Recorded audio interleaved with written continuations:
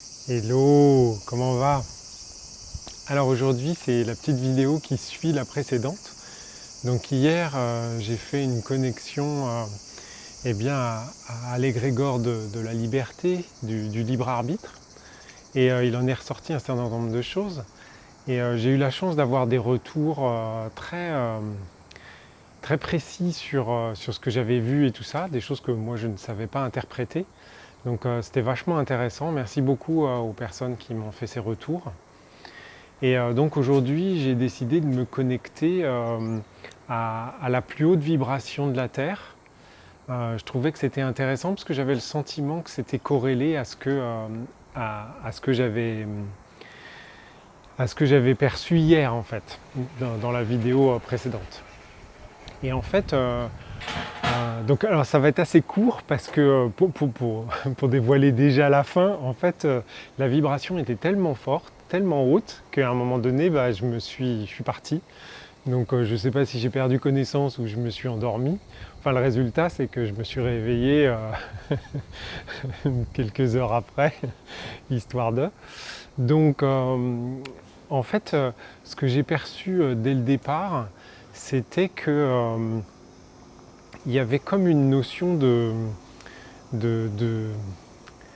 hier je disais, pour reprendre un peu par rapport à ce que j'ai dit hier, je disais que la Terre avait un peu vis-à-vis de l'être humain un regard de tolérance. C'est-à-dire qu'elle tolérait notre présence sur elle, mais c'est pas pour autant qu'elle était fan de notre présence.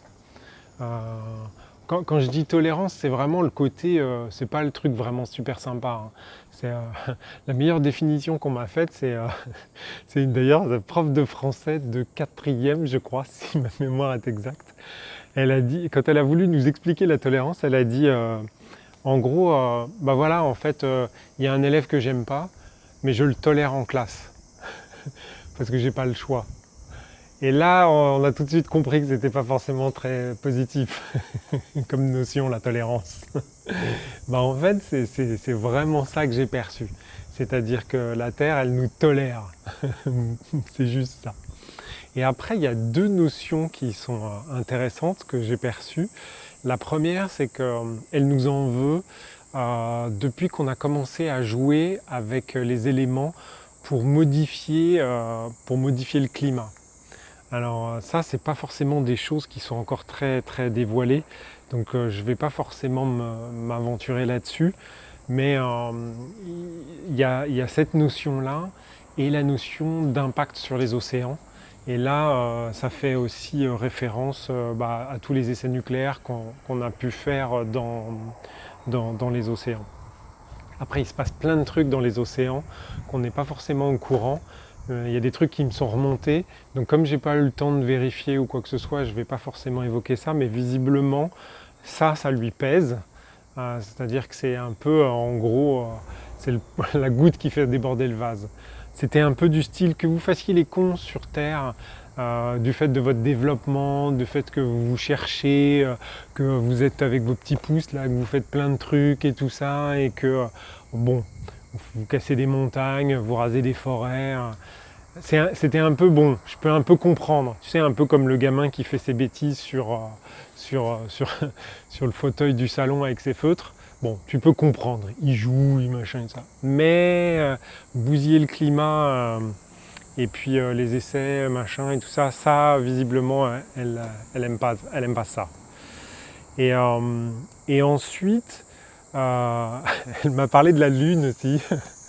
C'était assez drôle parce qu'elle me dit punaise, la lune, elle me gonfle, elle m'empêche de tourner en rond.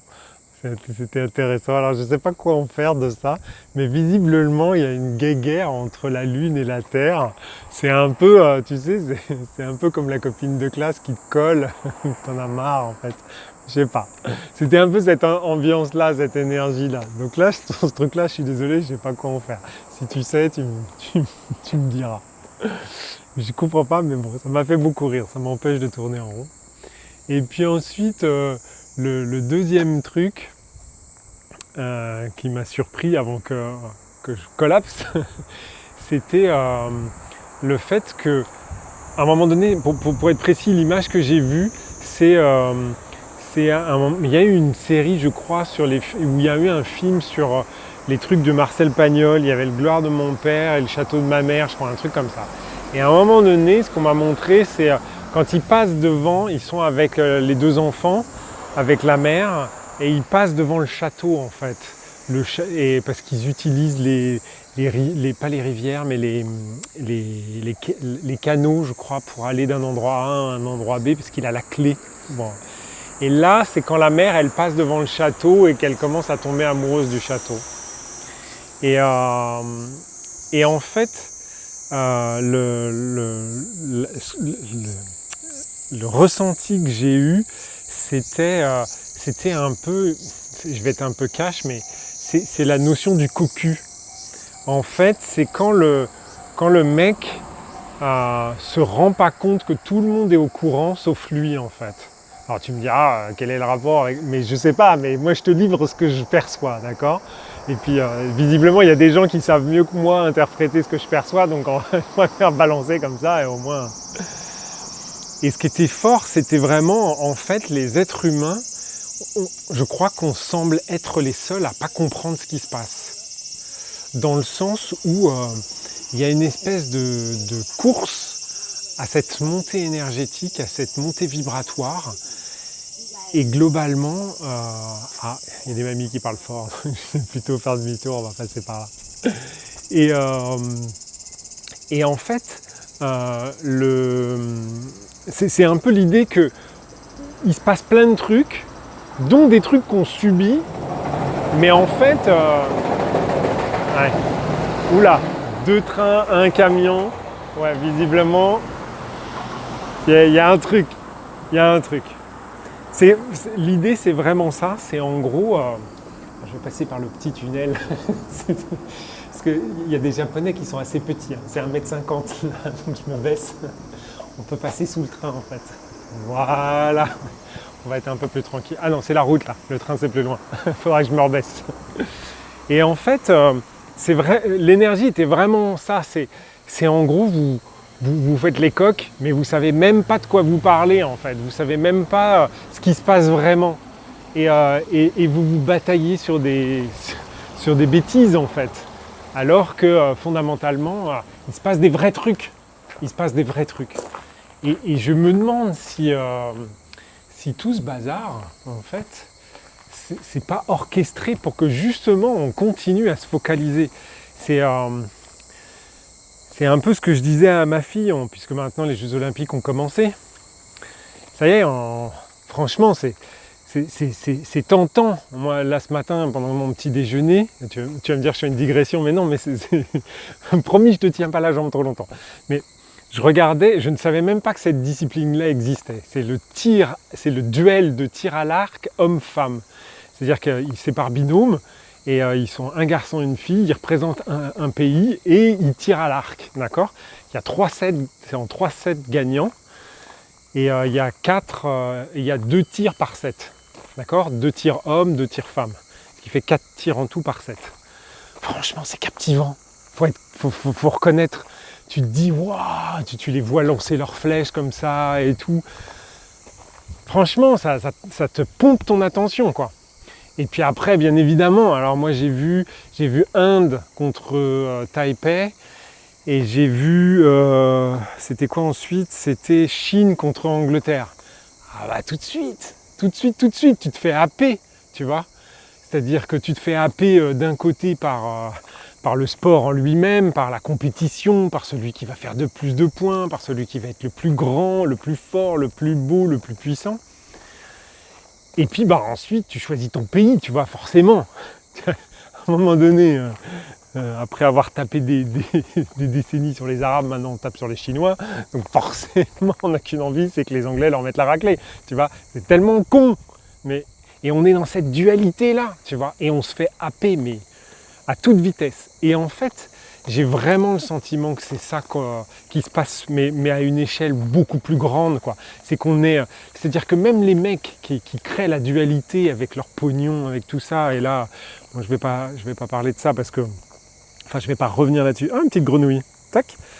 Et parce qu'on en a largement débattu et tout ça, et que c'est bon les Rockefeller, les... Salut Biquette. Hop, petite grenouille. Piout. Et en fait, je crois qu'on passe à côté. Et en fait, c'est pour ça que je ressens de plus en plus la force qui me pousse à faire des connexions, parce que c'est un peu comme si, hey mec, on vous aura prévenu, mais je crois que la porte va se refermer en fait. Et si vous n'avez pas pris le train, bah, ça sera le dernier train en fait. Et perso, j'ai pas trop envie de rester dans l'état d'homme des cavernes, dans la 3D et tout ça. C'est pas que j'ai du mépris pour ça, c'est juste qu'à un moment donné, une fois qu'on t'a montré que tu pouvais être comme Spider-Man, t'accrocher au plafond, t'as pas envie de continuer à marcher sur le sol, quoi. Bah là, c'est un peu pareil.